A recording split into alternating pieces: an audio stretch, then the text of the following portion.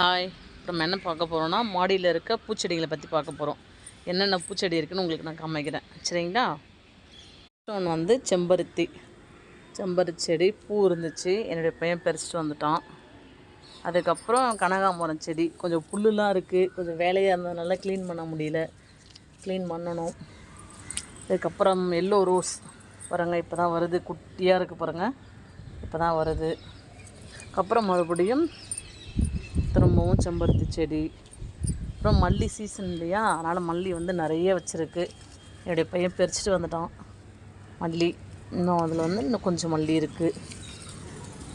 அப்புறம் எல்லாருக்கும் பிடிக்கும் மருதாணி செடி, அப்படியே இருக்குது, கொஞ்சம் கொஞ்சமாக வளருது இப்போ தான். இது ஒரு பூச்செடி, ஜாதி மல்லி, லேடிஸ்க்கு ரொம்ப பிடிச்ச பூ, வாசனையான பூ ஜாதி மல்லி. மழை பெஞ்சிருக்கிறதுனால தண்ணி ஊற்றலை, அது மழை தண்ணினாலவே நல்லா இருக்குது, அதனால் தண்ணி ஊற்றவே இல்லை. பாருங்கள், எங்கள் வீட்டு செடி எப்படி இருக்குன்னு பார்த்துட்டு கமெண்டில் சொல்லுங்கள், லைக் பண்ணுங்கள், சப்ஸ்கிரைப் பண்ணுங்கள். பாய்.